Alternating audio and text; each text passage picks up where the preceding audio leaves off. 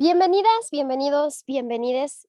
Esto es el cierre de nuestro foro virtual y bueno, como parte del foro presencial también del 25N, que este foro es por el Día Internacional de la Eliminación de la Violencia contra la Mujer, agradeciendo una vez más a la Comisión de Igualdad Sustantiva y Equidad de Género por ser las voceras de de este evento, ¿no? Damos la bienvenida a la licenciada Verona Valencia García. Ella es una gran activista conocida por todo el estado e incluso por varias grandes partes del país. Verona, de verdad, muchísimas gracias. Ella es especialista en perspectiva de género, ha sido activista por más de 30 años, es una gran profesionista de los derechos humanos, de la salud sexual y obviamente de la defensa de los derechos de las mujeres. Muchísimas gracias, Verona. Bienvenida a este foro que, bueno, cerramos con broche de oro, cerramos contigo. Esta conferencia va titulada Violencias y Género. Adelante, Verona. Muchas gracias, Itzel. Gracias a la Comisión de Igualdad. Gracias a mi querida diputada Juanis Martínez por esta invitación, a ti por haber pensado en mí. Les agradezco profundamente.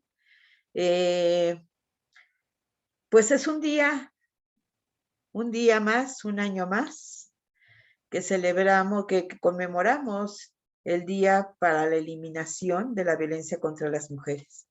No solo aquí en Aguascalientes, en el país y en el mundo, es un movimiento internacional, puesto que la violencia contra las mujeres es uno de los problemas más graves que tenemos, en el que ninguna mujer puede ejercer ningún derecho. Aunque los derechos estén allí, aunque los hayamos logrado, aunque los tengamos para poderlos ejercer, disfrutar, exigir, de nada sirve, porque una mujer que vive violencia tiene un síndrome que es muy difícil que ella pueda defenderse y que pueda salir adelante. No en balde, la conmemoración, no solo como un día de acción política, como un día de volver a hacer hincapié para mucha gente, para muchos hombres, para muchas mujeres, que la violencia no es una manera de relacionarse, que la violencia lastima lo más profundo de las personas, lo más profundo de las niñas, lo más profundo de las mujeres, lo más profundo de los hombres. Toda la parte emocional que tienen, toda la parte afectiva y emocional queda dañada, queda lastimada para toda su vida y les puede poner en una situación de vulnerabilidad para seguir ejerciendo violencia o para vivirla, estar sujeto o sujeta a ella y depender de ese tipo de relaciones, desgraciadamente. Entonces, puesto que conocemos los daños que genera, es un día justo para poder ver qué tanto hemos avanzado, qué tanto hemos logrado, qué tanto no, y qué nos falta por hacer. Y aquí pediría la presentación, por favor, iniciar con la presentación. Vamos a esperar unos momentos.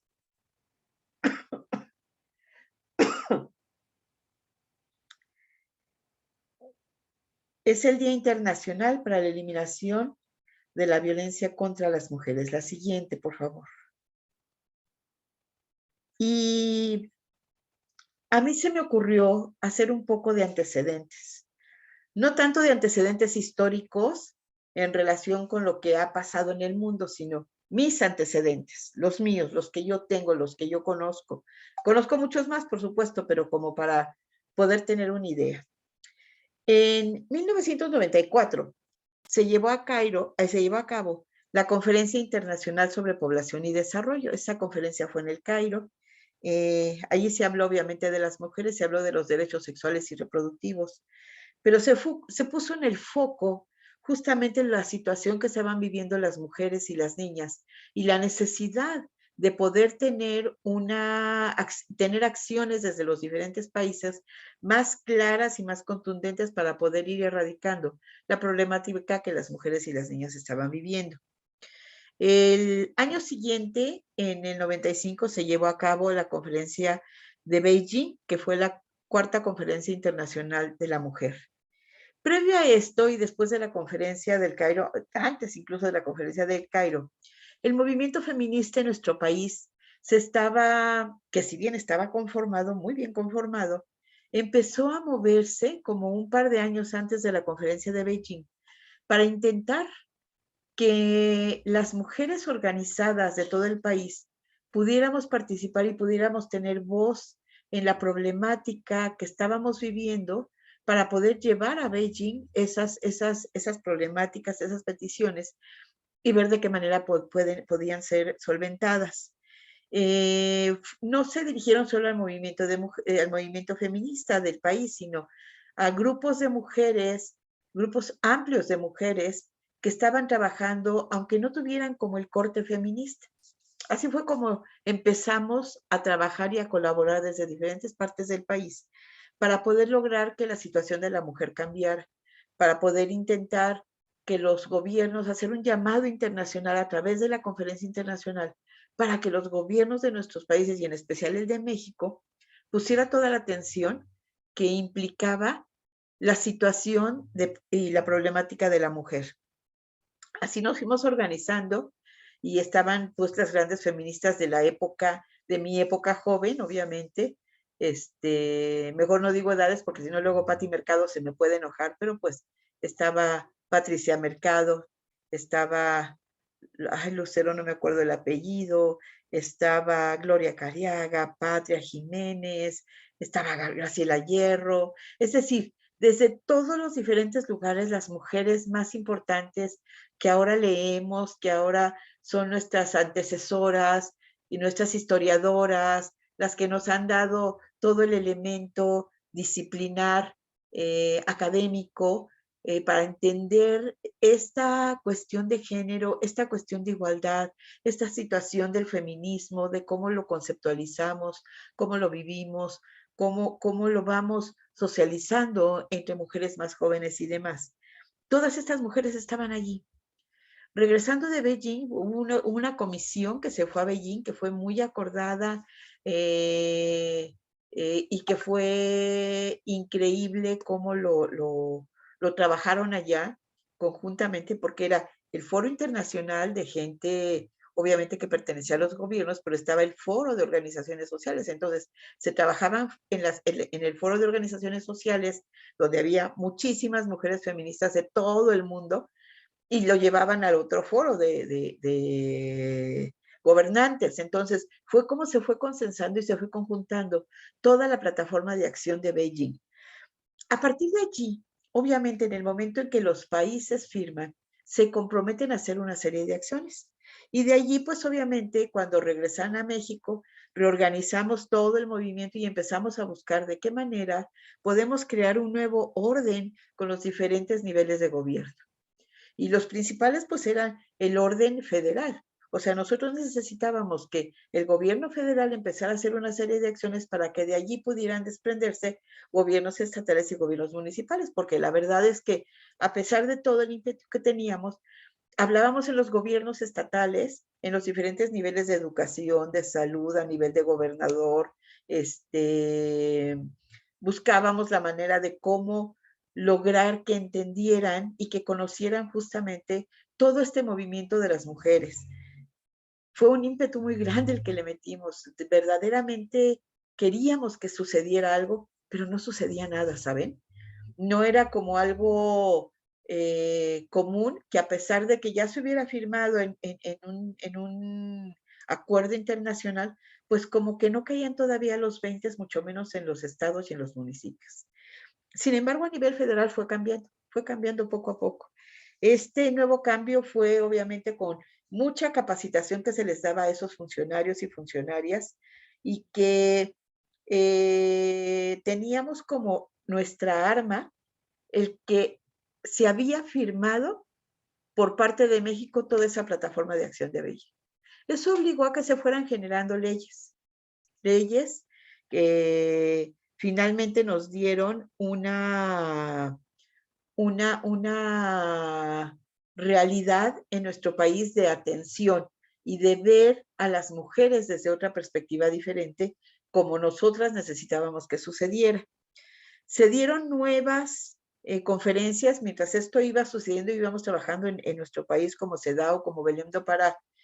Y esto fortaleció muchísimo más el trabajo que estábamos haciendo. Y esto obligó más a los gobiernos a que tuvieran acciones claras y contundentes en relación a la problemática de las mujeres. Se crearon, obviamente, leyes como la Ley General de Acceso de las Mujeres a una Vida Libre de Violencia, la Ley General para la Igualdad entre Hombres y Mujeres, la Ley General de los Derechos de Niños, Niñas y Adolescentes, y así se fueron generando leyes, se fueron generando reglamentos que fue dando un orden legal y jurídico a los asuntos de las mujeres.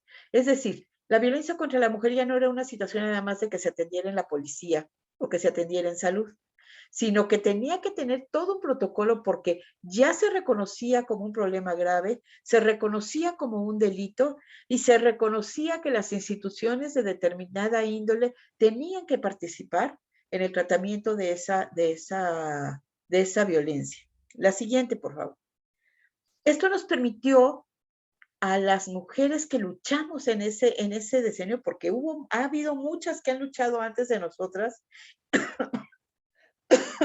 perdón, y vienen muchas después, muchas jóvenes de diferentes edades que siguen luchando y que serán seguramente las que continuarán todavía todo lo que falta por hacer. En todos estos antecedentes y a partir de las leyes que se generan, obviamente se crearon instituciones de atención a la mujer. Y se crearon, en principio, el Instituto Nacional de las Mujeres, que era como el instituto, que sigue siendo el instituto rector de las políticas hacia las mujeres, niñas y adolescentes. A partir de allí se crearon los institutos de la mujer estatales, los institutos de las mujeres municipales. Casi en todos los municipios del país hay institutos municipales, aunque todavía faltan. Se crearon, conforme fueron pasando los años, los centros de justicia para las mujeres, donde además se generaron órdenes de protección que ustedes no tienen idea lo que nos costó poder lograr que se generaran las órdenes de protección. Y digo lo que nos costó pensando desde el nivel nacional hasta los niveles estatales. No fue nada sencillo. Hoy que es tan común poder solicitar una ley de protección, cuando no las teníamos y cuando las estuvimos trabajando para que se dieran, no saben todo lo que batallamos. Se generaron las UAVIs, las unidades de atención a la violencia de género desde los niveles municipales, y obviamente se generaron muchísimos centros de atención a las mujeres que viven violencia. Desde lo privado, desde lo público, desde los institutos de las mujeres, desde las presidencias municipales o desde los gobiernos de los estados. Todo eso tenemos como antecedentes y pues feministas como yo pensamos, bueno, ya lo logramos, ya tenemos leyes, ya tenemos instituciones que dan atención, ya tenemos lugares donde atienden específicamente la violencia. Y dijimos, pues sí, ya lo logramos. Sin embargo, la siguiente, por favor. Hoy, Aguascalientes ocupa el 4º lugar a nivel nacional en incidencia de violencia contra las mujeres. El 66% de las mujeres declaran haber vivido violencia en su vida. Estos son datos del INEGI, ¿eh?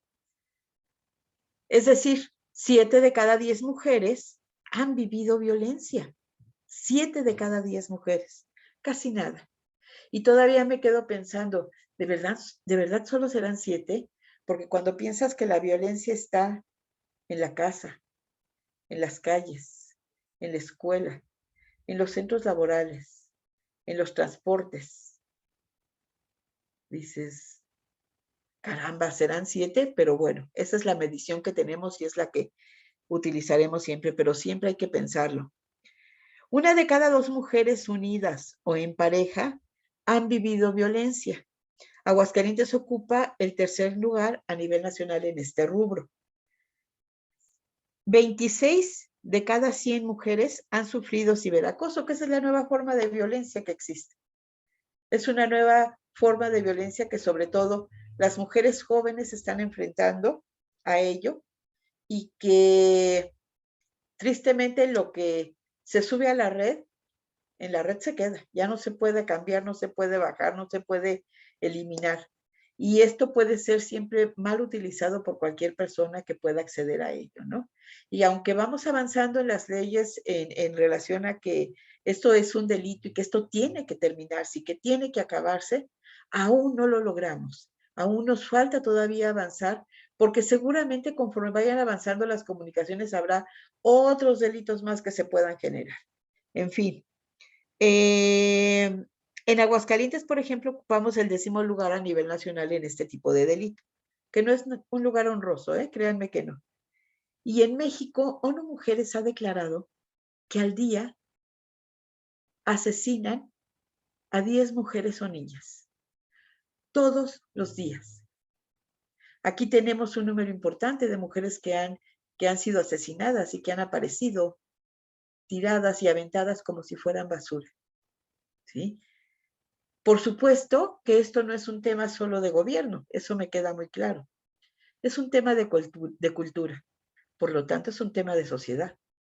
Es un tema en donde los hombres y las mujeres tenemos que ir cambiando las estructuras mentales, las estructuras sociales, las estructuras formativas de cómo somos hombres y cómo somos mujeres, eliminando justamente el poco valor que se les da a las mujeres en este país.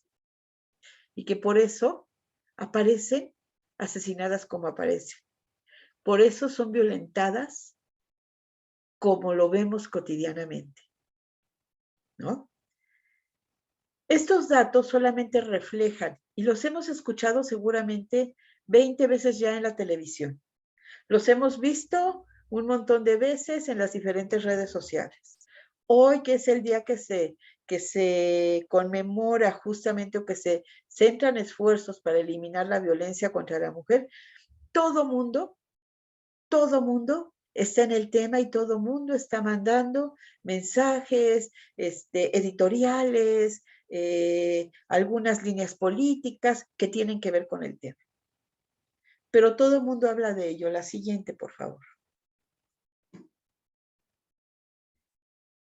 Hoy en Aguascalientes se da la violencia. Y quiero comentarles 3 casos que me refiere una abogada feminista, una abogada que yo quiero mucho, que es la maestra Coco Ramírez, que se ha dedicado a litigar, obviamente, es abogada, y que también litiga gratuitamente algunos de los casos que le llegan. Y les voy a leer algunos, 3 casos nada más. El primer caso, la víctima se rescata de su hogar cuando su marido intentó ahorcarla delante de sus 3 hijos. Se le ofreció a la víctima una casita y alimentos para ella y sus hijos mientras se tomaban acciones. Se le tramita el divorcio de manera gratuita, se acompaña a la víctima al Centro de Justicia para la Mujer para que denuncie la violencia familiar. Ahí la auxiliar de la agencia del Ministerio Público que le levanta la denuncia le dice que el delito de violencia familiar no tiene pena de cárcel, que cuando mucho condenarán a su marido a terapias. La víctima se niega a seguir con el proceso civil y penal y huye del Estado con todo y sus hijos hacia la ciudad de León, pues está convencida que su marido no será castigado y teme por su vida. No volvimos a tener contacto con la víctima. Es el caso número 1. La siguiente. Caso 2. Presentamos ante el Centro de Justicia para la Mujer un caso de violación de la víctima por un vecino. En el Centro de Justicia para Mujeres, para la mujer no se toma ninguna medida para proteger a la víctima, aun cuando vive tan cercana a su agresor, es decir, no hay orden de protección. La víctima llama en repetidas ocasiones al Centro de Justicia para saber del proceso y solo le indican o le informan que le van a llamar. Como resultado, la víctima decide salirse de su casa e irse a vivir con unas amigas lejos del agresor. La víctima no quiere saber nada más de nosotros ni del Centro de Justicia para las Mujeres, pues nos acusa de dejarla sola y no hacer nada. La siguiente, por favor. Caso 3. Un padre de una menor la pide prestada para llevarla a vacacionar con él hace casi 2 años. Acudimos al centro de justicia con la madre para que presente la denuncia de inicio, perdón. De inicio no se la quieren levantar, pues le dicen que no procede. Luego envían a la víctima al centro de personas desaparecidas, en donde sumamente enojados llaman al centro de justicia para la mujer y les exigen que le levanten la denuncia, lo que hacen finalmente. Ante la constante presencia de la madre de la menor interesada en rescatar a su hija de su padre, deciden sin fundamento que enviarán la carpeta de investigación a Jalisco, porque allá está la menor. A la fecha, la carpeta de investigación continúa en Jalisco y la madre tiene 2 años sin ver a su hija, pues aquí la batearon para quitarse el problema de encima. Con esta víctima sí estamos en contacto, pues nos suplicó le ayudáramos y acabamos de acudir a Guadalajara. 3 casos. ¿Qué tienen en común estos 3 casos? Pues la violencia, por supuesto, eso es lo primero que estamos observando, ¿no? ¿Qué otra cosa tiene en común? La falta de justicia. Una mala práctica que se puede generar en una institución puede hacer que la víctima no tenga solución a su problema y que además de no tener solución a su problema, pues quede insatisfecha, quede lastimada, quede enojada, ¿sí? Ayer que luchábamos tanto por tener leyes y tener instituciones, hoy que las tenemos, es lo mismo pero más recargado, finalmente, ¿cierto? La falta de recursos que las mujeres ciudadanas, que somos prácticamente el 50% de la población, que también pagamos impuestos, que también trabajamos, los necesitamos y los merecemos. Recursos que no se aplican como debe de ser y que no se otorgan como debe de ser para el tema de violencia contra las mujeres. Una mujer que vive violencia y que tiene una familia es un problema que se va a toda la familia y que sale mucho más caro tratar de rescatar a esa familia que apoyar a la mujer para que esa violencia ya no siga. O sea, nos damos cuenta que en las instituciones no se está haciendo lo que se tiene que hacer. Encontramos muchas mujeres que nos hablan mal de la institución que me digan donde la atienden, que la batearon, que no resolvieron bien. Y cuando hablamos con abogadas o con abogados que tienen que tener contacto con el centro de justicia, es lo mismo que nos comentan de los diversos casos. El tiempo que se tarda, no es eficaz, no es eficiente, etcétera, etcétera. Entonces, es un tema de qué? De recursos nuevamente, como antes lo estábamos peleando. Es un tema de eficiencia y de eficacia de las instituciones. Es un tema de calidad que no lo tiene que decir la institución aquí, somos profesionales, atendemos con calidez. No, quien tiene que hablar de la calidad es la usuaria directa, las y los abogados que acompañan a la usuaria para que pueda resolver su problema. La calidad es una manera de medir, pero no con una encuestita tontita de que la atendieron bien, le explicaron sus derechos, le dijeron las leyes. No es así.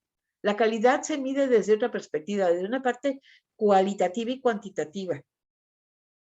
Esa calidad es la que falta aún en los procesos. Sabemos, por ejemplo, que el Centro de Justicia tienen las agentes del Ministerio Público más de 600 carpetas que revisar y se van acumulando porque el Centro de Justicia siempre está lleno. La cantidad de mujeres que van a denunciar, que van a buscar qué sucede con su proceso, pues regresan prácticamente o sin la denuncia o con una nueva negativa de que todavía sigue en proceso. Y mientras siguen viviendo el problema. Es un tema también de profesionalismo, es decir, necesitamos no a psicólogas, abogadas, trabajadoras sociales, no, Necesitamos trabajadoras sociales, psicólogas, abogadas, abogados con perspectiva de género, que verdaderamente sepan de dónde viene el problema y la gravedad del mismo si no se resuelve rápidamente. Que conozcan lo que es la vivencia de las mujeres, la vida de las mujeres, la percepción que existe de las mujeres en la cultura y en la sociedad de este estado para entender cuál es el proceso y finalmente qué es lo que tienen que hacer. Y para poder exigir que se esté juzgando con perspectiva de género, que se atienda con perspectiva de género, porque si no, llegamos a lo mismo de esos 3 casos y muchos más seguramente que existen allí. Calidez. Lo que la mujer necesita también es un trato amable y cálido, no frío, no autoritario. Eso las asusta, ¿saben? El síndrome de la mujer violentada implica muchas cosas. Y cuando llegan a un espacio de atención que no es el adecuado, que no la tratan adecuadamente, la mujer no va a regresar. Porque le dio miedo, porque le dio enojo que la trataran igual que la tratan en su casa. Entonces, tiene que ser un espacio con calidez. Estar dando cotidianamente el acompañamiento. A lo mejor sí que vaya a preguntar la señora, pero tratarla de la mejor manera y acompañarla en lo que va haciendo su proceso e irle informando en dónde está y en dónde va. Y finalmente, resolver el caso. La resolución de los casos están pendientes. Valdría la pena ver la cantidad de carpetas que tienen, cuántas de esas carpetas se han resuelto, cuántos de esos casos de cada una de esas carpetas se han resuelto. Y allí podría medirse qué tan eficiente y qué tan eficaz puede ser un centro de atención, el que sea, el que sea. La siguiente, por favor. ¿Tenemos retos? Muchos. Muchos retos todavía. Los retos tienen que ver justamente con que los gobiernos del nivel que sea tengan perspectiva de género. Y cuando yo hablo de los gobiernos, hablo de los 3 órdenes, del ejecutivo, del legislativo y del judicial. No se vale que solamente en el ámbito del ejecutivo las del Instituto de la Mujer sepan lo que es la perspectiva de género y sean ellas las que atienden esos problemas. Se gobierna para hombres y para mujeres. Las necesidades de las mujeres son clarísimas y se los puedo poner rápidamente. Mientras que un hombre va al trabajo sin necesidad de llevar nada en las manos, las mujeres viajan por la ciudad en los autobuses urbanos, a veces traen carriola con niño, a veces traen de esas carriolas plegables y vemos cómo se sube, traen bolsas del mandado, traen cosas del súper, traen ropa que compraron para los niños. O sea, siempre andan cargando cosas y los espacios, por ejemplo, de los camiones urbanos, nunca están adecuados a ellas, pero los hombres sí. Entonces, ese es un ejemplo. Desde cada una de las dependencias municipales, por ejemplo, y de las dependencias estatales, podemos aplicar la perspectiva de género y podemos justamente encontrar en dónde gobernamos para hombres y dónde gobernamos para mujeres. Tenemos que creer en lo que decimos. No queremos cotorritos que repitan, sin más ni más, que están en contra de la violencia hacia la mujer. Queremos acciones, que las palabras se traduzcan en políticas públicas que verdaderamente tengan financiamiento para funcionar. Si no, ya sabemos que solamente es choro. Solamente es hablar por hablar, tratar de quedar bien. Y eso no lo queremos ya. O sea, queremos acciones de verdad. Un gobierno que verdaderamente se preocupe por atender por la violencia y por prevenirla. Que verdaderamente haya carteles, carteleras, que haya acciones, que haya todo lo necesario para que justamente esto acabe y que vaya desde la infancia hasta la tercera edad, porque en la tercera edad también se vive violencia. que de verdad exista esa política pública y ese interés como voluntad política para avanzar. Hoy por hoy vienen nuevos gobernantes. El próximo año llegarán nuevos gobernantes a este estado. Necesitamos justamente eso. Necesitamos que cambien las cosas. Y yo digo que tiene que ser en cualquiera de los niveles de gobierno porque cada uno tiene que hacer. Yo pensaba en el Congreso del Estado. El Congreso del Estado, por ejemplo, etiqueta los presupuestos para el gobierno del Estado, para la Fiscalía, que se incremente el recurso para atender la violencia contra la mujer en el ámbito que sea, pero además que se creen observatorios ciudadanos, pero realmente observatorios desde las ONGs o desde las personas que tienen interés en el tema, que estén observando cómo se están aplicando esos recursos y cómo se está dando, bajo qué condiciones se está dando el servicio. El servicio de atención, el servicio de prevención, lo que ustedes me digan. Pero que verdaderamente exista eso, o sea, de nada sirve dar el dinero y a veces no sabemos, se da una bolsa grande y se aplica en lo que sea menos en lo que debe de ser. Entonces, un dinero perfectamente bien etiquetado, ¿para qué? Para atender la violencia contra la mujer, para generar órdenes de protección o para incrementar la eficiencia en la salida en la resolución de las carpetas y resolución de los casos. Se me ocurre. Yo realmente no sé tanto del tema, pero se me ocurre eso, por ejemplo, ¿cierto?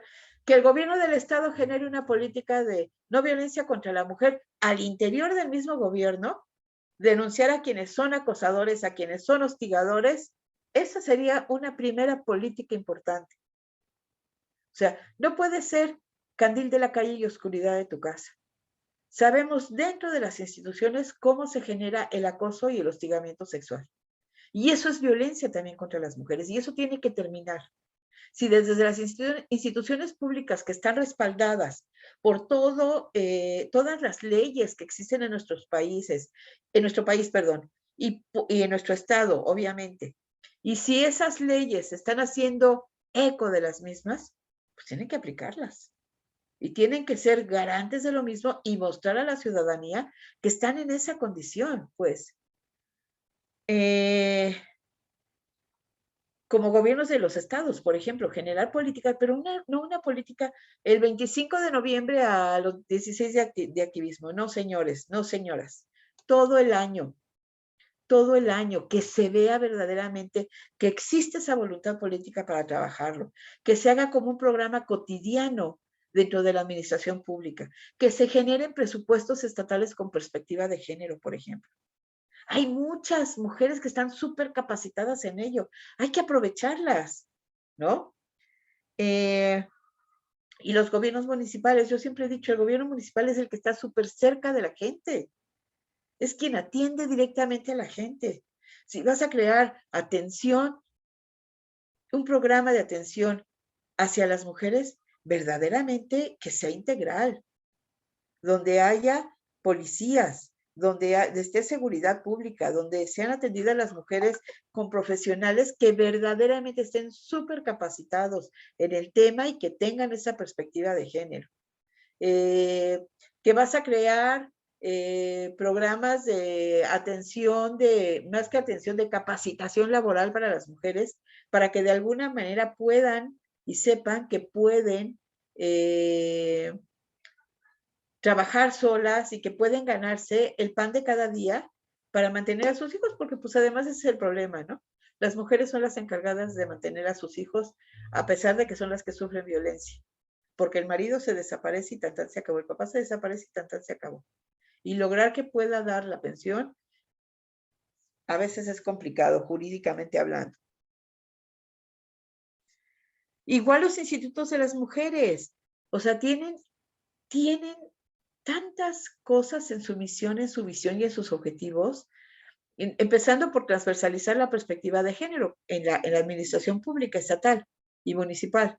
Cuando hay un política, un gobernante que verdaderamente tiene esa voluntad política, abre las puertas y dice, vénganse a transversalizar. Y quienes toman los cursos son los tomadores y las tomadoras de decisión. Se generan gobiernos paritarios, que hoy por hoy no lo hemos logrado todavía.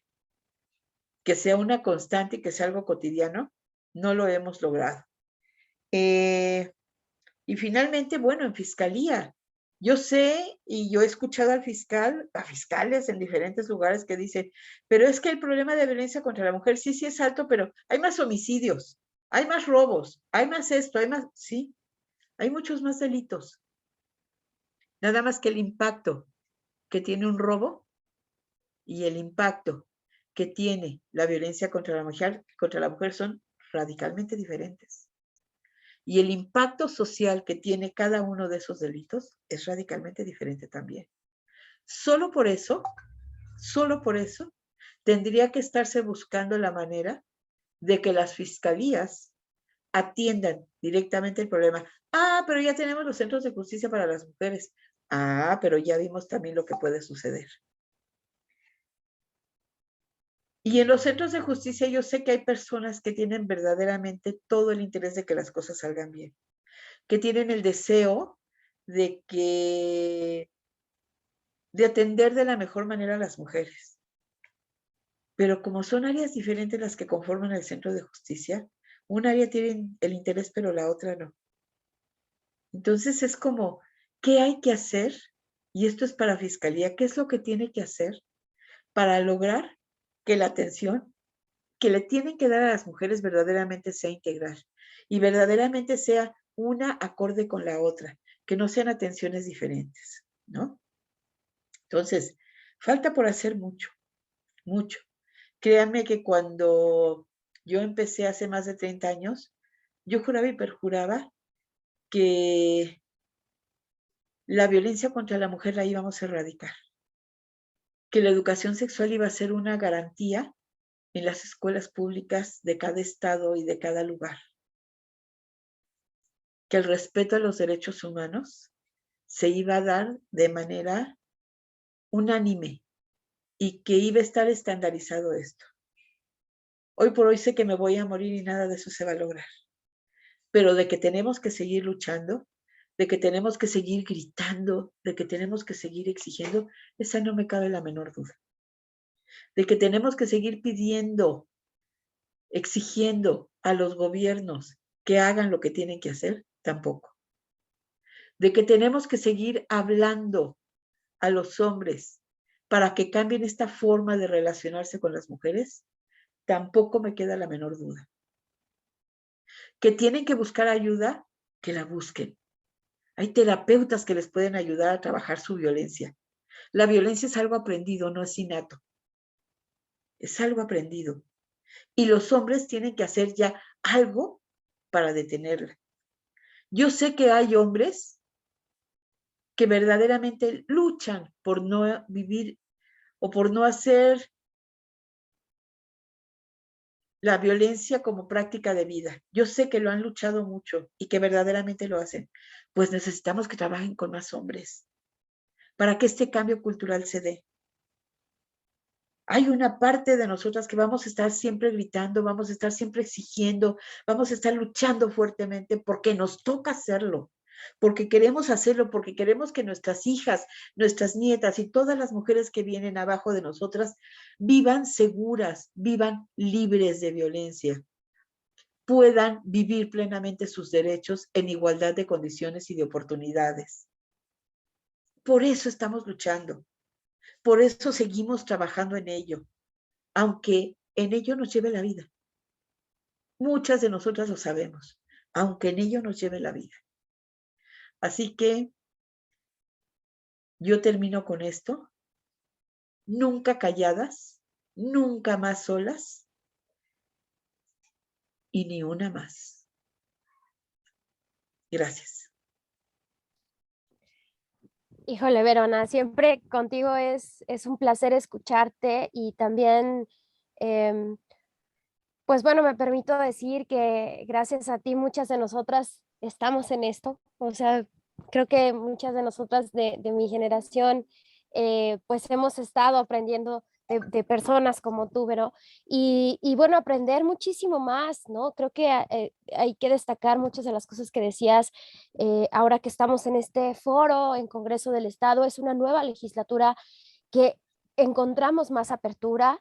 Creo que hay mucho por hacer, pero sobre todo, como hoy nos decía también las diputadas de la comisión, ¿no? Está el interés, está la apertura y tenemos las herramientas. Creo que antes no las teníamos y ahorita ya tenemos cómo conseguir estas herramientas, ¿no?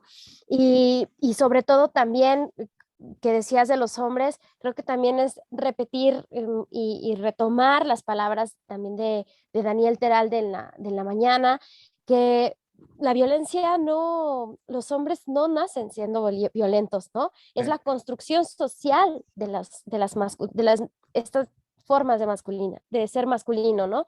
Las masculinidades. Y bueno, creo que es súper también importante, como lo que nos decías, Verona, pues encontrar estas herramientas. Las tenemos ya, solamente es aceptarlas. La autoridad estatal, municipales, las de Procuración de Justicia tienen tienen una gran oportunidad para encontrar estas herramientas y hacer valer el trabajo que nos han dejado ustedes, que nosotras las colectivas feministas le decimos nuestras ancestras, con todo el amor y todo el amor sororo, que les agradecemos por todo estos aprendizajes que nos permiten, ¿no? A las nuevas generaciones. Y bueno, Verona, pues finalmente te voy a soltar una pregunta porque nos hablabas de estos retos, pero ¿cómo consideras que está Aguascalientes de 5 años para acá? Porque es muy difícil decir de 10 años para allá o de 20 años para allá, porque es pues como decíamos, es todo lo educativo, ¿no? ¿Cómo ves Aguascalientes de 5 años para acá en este tema de las violencias y el género? Pues mira, yo podría pensar en lo que yo he escuchado de la gente, de mujeres especialmente, y es que no las están atendiendo bien, Itzel, las están bateando, les están negando atención en algunas instituciones. Eh, lo que dicen que hacen las instituciones, no es cierto que lo hacen. Y eso es muy grave porque eso desacredita no a la persona o a las personas que están dentro de esa institución, sino desacredita a la institución.